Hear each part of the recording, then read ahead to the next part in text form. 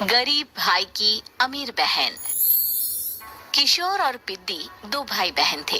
पिद्दी बहुत खर्चीले स्वभाव की थी।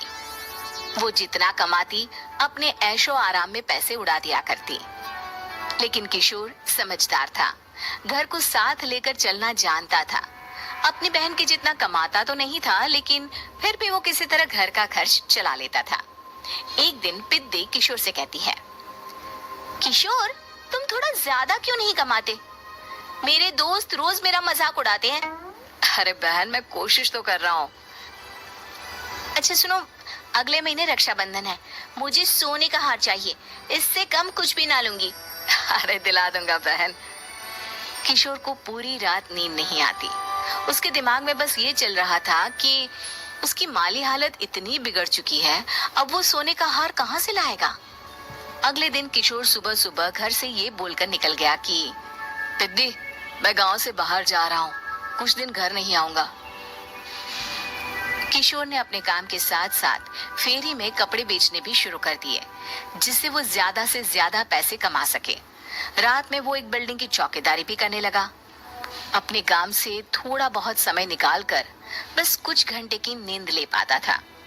और कब वो कुछ दिन एक महीने में बदल गए और रक्षाबंधन भी आ गया, पता ही नहीं चला।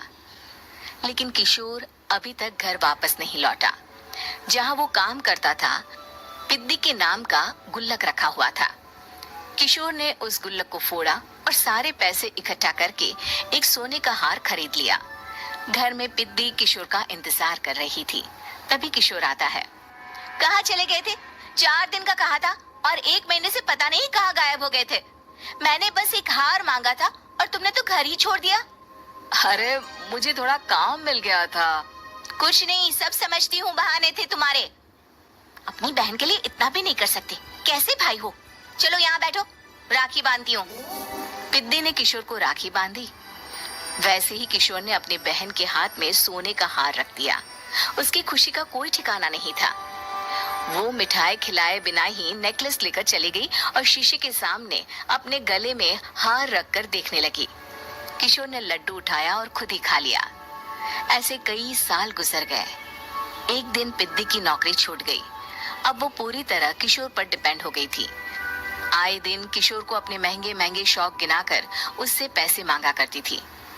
किशोर, कुछ पैसे देना, मुझे पार्लर जाना है। किशोर बिना कुछ बोले उसे पैसे दे देता। ये क्या, 500?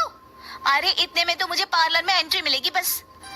अच्छा, देता हूँ ना ज्यादा। अरे कैसे भाई हो, अपनी बहन के लिए इतना भी नहीं कर सकते। किशोर ने जेब से 2000 का नोट निकाला और उसे दे दिया। किशोर गरीबी में रह लेता था, लेकिन अपनी बहन को कभी कोई कमी नहीं होने देता था। बेटा, पिद्दी तुम्हारी बहन है, उसे कभी किसी चीज की कमी मत होने देना और उसका ध्यान रखना, क्योंकि भाई का फर्ज होता है अपनी बहन का ध्यान रखना। किशोर ने माँ की कही ये बात हमेशा के लिए याद कर ली थी। शायद माँ की इसी बात की वजह से किशोर पिद्दी की हर जिद पूरी करता चला आ रहा था। किशोर, आज मैं अपने दोस्तों के साथ पार्टी करने जा रही हूँ, मुझे कुछ पैसे दो ना। किशोर पिद्दी को समझाता है, लेकिन पिद्दी नाराज होकर चली गई और अपने कमरे में सुबक सुबक कर रोने लगी। किशोर अपनी जेब से कुछ पैसे निकालता है और पिद्दी को दे देता है। किशोर खुद कभी अच्छे कपड़े नहीं पहनता, लेकिन पिद्दी को राजकुमारी की तरह रखता। पिद्दी के जाने के बाद किशोर अपने काम पर निकल गया। एक तरफ पिद्दी अपने दोस्तों के साथ मस्ती कर रही थी, तो वहीं दूसरी तरफ किशोर पैसे कमाने के लिए कड़ी मेहनत कर रहा था। कुछ और दिन ऐसे ही बीत गए। एक दिन पिद्दी एक लड़के को लेकर घर आई और उसे किशोर से मिलवाया। किशोर, मुझे इस लड़के से शादी करनी है, लेकिन इनके मम्मी पापा बोल रहे हैं कि उनको दहेज में एक कार चाहिए, तभी वो मेरा और पंकज का रिश्ता कबूल करेंगे। लेकिन बहन, कार खरीदना कोई सब्जी खरीदने के बराबर तो नहीं है। अरे कैसे भाई हो तुम, अपनी बहन के लिए इतना नहीं कर सकते? देखो, मैं ज्यादा इंतजार नहीं कर सकती, तुम्हें 1 साल में मेरे लिए कार खरीदनी ही होगी। अच्छा पंकज, एक काम करो, कल तुम अपने माता पिता को घर बुला लो, मैं उनसे तुम्हारे और पिद्दी के रिश्ते की बात कर लेता हूँ।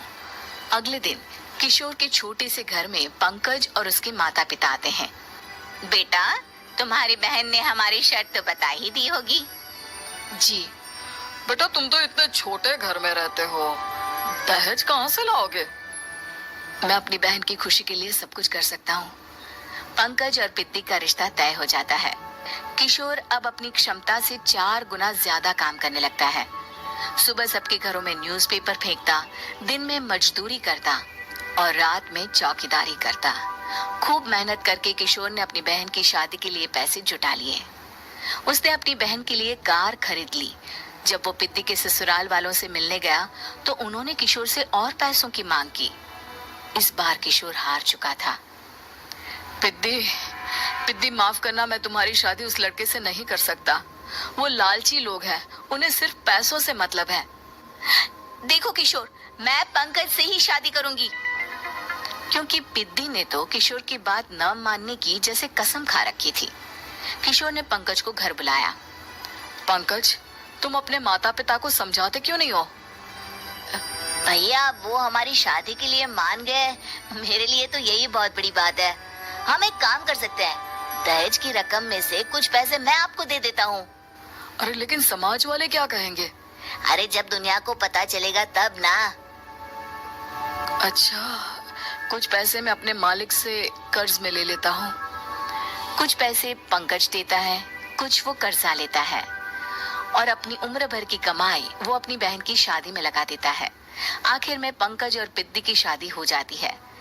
पिद्दी की विदाई के बाद किशोर बिल्कुल अकेला पड़ जाता है। अब उसका कमाने में भी मन नहीं लगता। उधारी वाले रोज घर में आकर बैठ जाते हैं। अरे किशोर, अब तो पिद्दी की शादी को 5 साल हो गए, अब तो हमारा पैसा लौटा दो। चाचा, पिद्दी के जाने के बाद किसी भी काम में मन नहीं लगता। अरे तो हमारा पैसा कैसे वापस मिलेगा? जी, कुछ करता हूँ मैं। किशोर के ऊपर बहुत सा कर्जा चढ़ गया था, इसलिए उसने तय किया कि वो ये घर बेचकर सबके पैसे लौटा देगा। अगली सुबह शहर के किसी साहूकार को उसने अपना घर बेच दिया और सबके पैसे लौटा के वो गांव छोड़कर चला गया। पिद्दी ने शादी के बाद कभी अपने भाई का हाल तक नहीं पूछा। किशोर को फर्क नहीं पड़ता था, बस ससुराल में उसकी बहन खुश है ये जानकर उसे खुद की खुशी मिलती थी और ये सोचकर कि उसने माँ से किया हुआ वादा पूरा कर दिया।